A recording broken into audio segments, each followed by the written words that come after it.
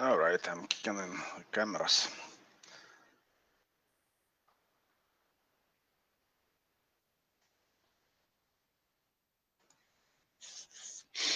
Hello, everyone.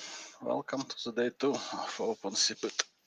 Waiting for a few people, so bear with us.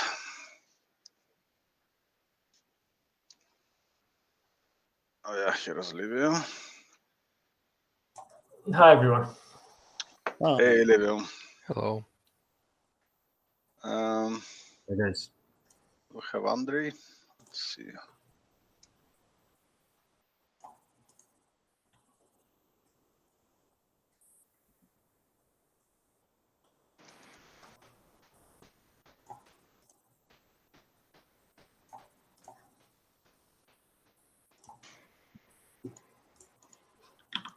All right, we have Alfred, Ben, Chris, David, Dragas, George, Liviu. There's no Andrei yet. You see Andrei, Pavel, do you have you? He was on previous meeting. Okay. I'm texting him right now. Yeah, okay.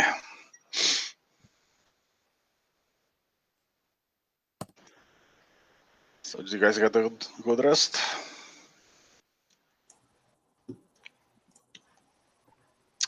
I guess. Yeah, very good, thank Sure, definitely.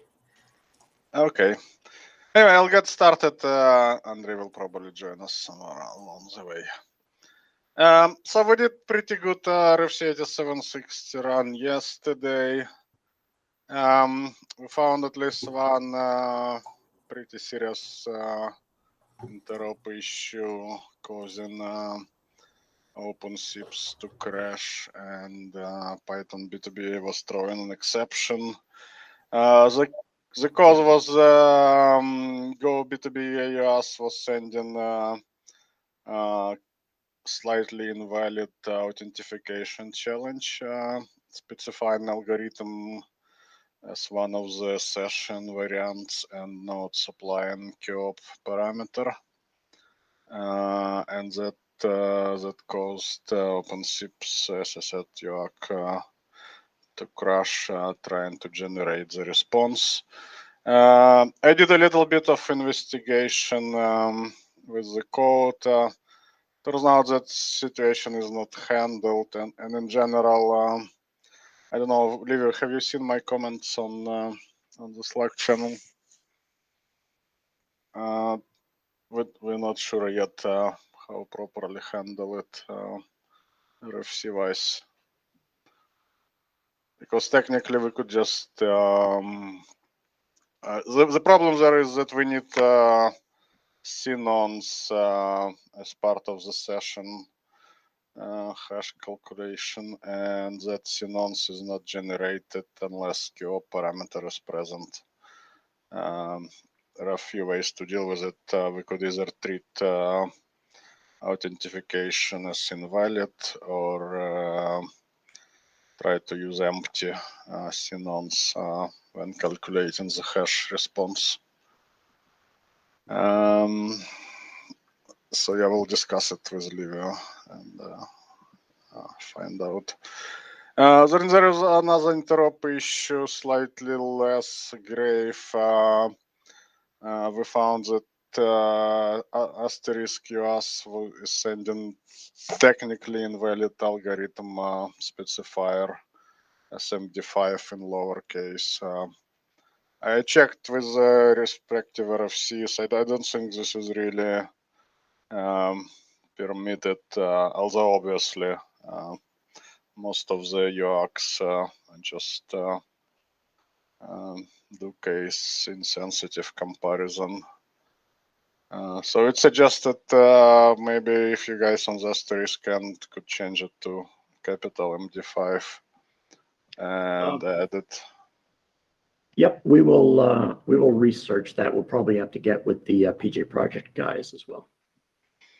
Yeah. Well, it's fine. It would be good if they were here. We could have them have closed it. It was planned they will participate, but then probably something like on organizational side did not work out quite with them. But maybe David, you can talk to them maybe after finish, find out how we can make it happen next time. Yeah, I'll shoot them a message today. Or maybe if they can pop up tomorrow, at least in some of the sessions. Yeah, absolutely.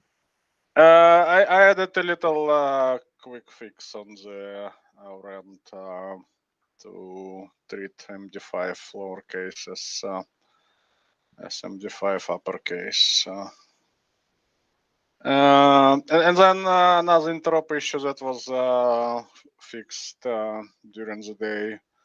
We found that FreeSwitch would not issue the SHA-512 authentication challenge that they tracked out to some kind of dependency issue, I believe, and that been patched on the spot, and we tested all three, and everything seems to be doing fine.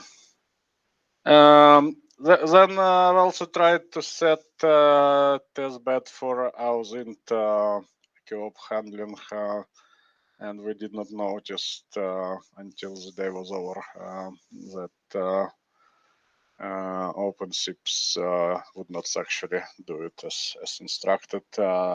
Liviu fixed that we need to retest all UACs against 2/3 of the ports that Liviu has set up. And I also want to set up our own UAS for testing to what similar to what OpenSIPs set up to, and I'll post some instructions. And then some of the good stuff that we achieved, or at least noticed. So FreeSwitch RFC8760 UAS works. I believe we tested with quite few UACs, and no issues were noticed. But it looks like QOP ausint support is missing, and also session variants of the algorithms are not supported. Those are not terribly difficult features to implement, so if you guys looking at improving that, would be cool. And also we think that we have not found any issues with the asterisk MD5 only UAC now handling challenges from RFC8760 UASs, which is great, and at least first step. So that's all I have for RFC8760. I think if you guys have any questions or any.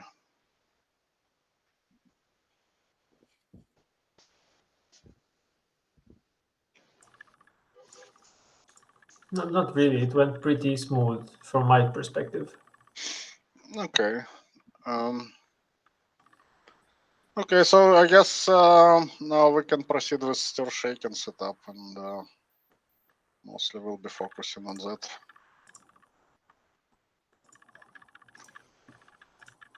Yep.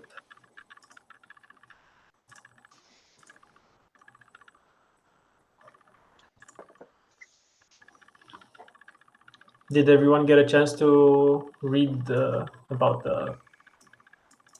what I wrote for the day on Stir Shaken? Hello, Ole. Hey, Ole. I Great have to not. have you. Can you go over that?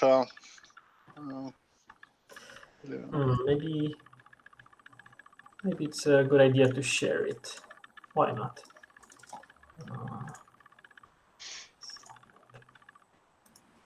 I'm getting scared here. We have two Maxime in the room. Yeah, that's. Okay, so I guess I'm sharing just a window, so I can't click the link. But anyway, here you can see some certificate and keys provisioned for each team, and also a certification authority that we can all trust. We can add that to our trusted list of CAs such that the certs will be deemed as valid by the OpenSSL library or whatever SSL library you are using. And if you don't have your private key from last edition, just message me and I'll send it back to you, because these are pretty much the same pairs of certificates that I generated last time. And the main goal for today is, for the first thing, just to make sure everything works with each other, right? The successful case, and then we can start trying to break things. We are going to try to test with expired certificates or certificates issued somewhere in the future.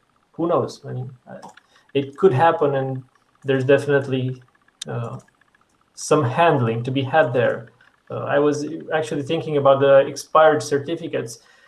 Maybe you wouldn't want to be that strict to the point where your service stops working if the certificate expires. So there is a thin line between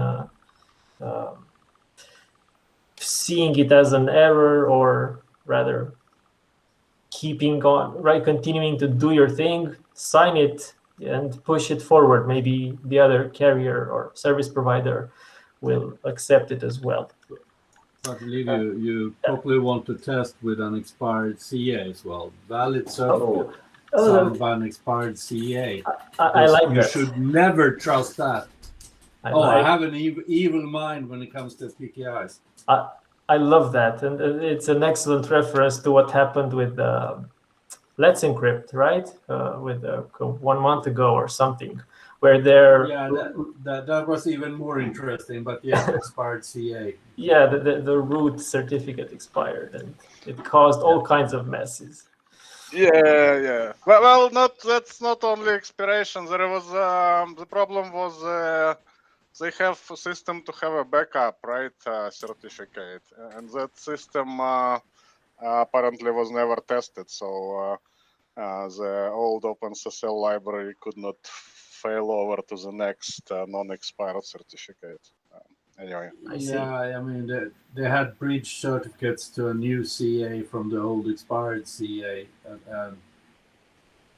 Implementing that kind of validation with very long trust chains and bridge certificates in the trust chain, that's very, very complex. But let's start simple here for the test. I mean, expired CA is something you shouldn't really bother with.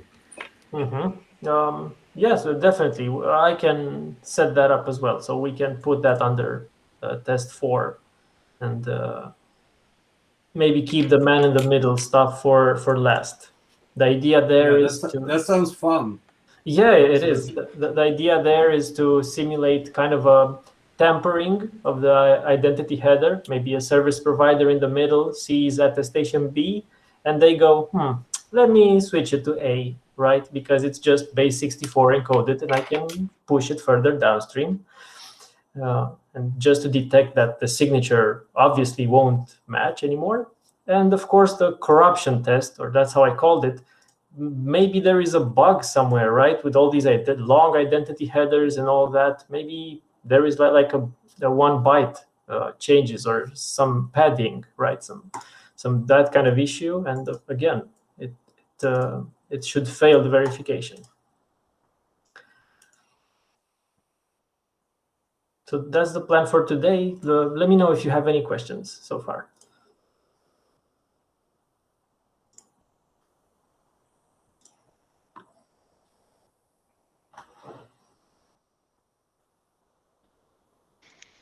We didn't have chance. I don't have any questions about that. We didn't have a chance to talk to Alfred. Alfred, do you want to do something today? Anyone? Yeah, I think we should do the test that we performed last year too, having malformed X5 views, for example. Oh yeah. Um, Well, there is a bunch of US. Still shaking, right? You're talking about now. yes, yeah. Yeah, that's cool. That's cool. There is also a bunch of RFC 8760 USs that Liviu set up. So if you want to maybe fuzz it or Yeah, we can do that today or tomorrow. We've got a slot tomorrow, so okay, yeah, um, okay. we'll leave the instruction for Let's tomorrow. try. Yeah, okay, okay. Yeah. Just trying to keep you Yeah, entertained. I tested as a normal UAC and all worked. So yesterday I did some tests there. Does the Vicious team have any kind of stir shaken implementation to test, or maybe like an AS or VS or none? Yeah, we do. Last year we did test too. So yeah, I remember you had the authentication part, right? If I'm not mistaken. yeah, exactly. So where you build the identity. Okay. yeah, exactly. So we can temper the identity and test different stuff there. So first thing would be actually to make sure we're generating the correct identity. Then we can start playing with that. So the test that you mentioned where there's man in the middle and you modify bits, that actually is implemented also as part of the fuzzer. So we can do some testing there. And probably compare results too. So.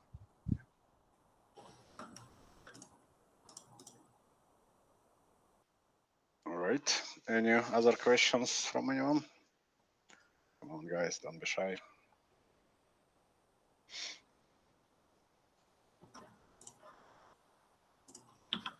All right, then I guess we move to Slacks. Yep. See you guys. The Slack was pretty busy yesterday, wasn't it? So, Oh yeah. Absolutely. All right. Okay.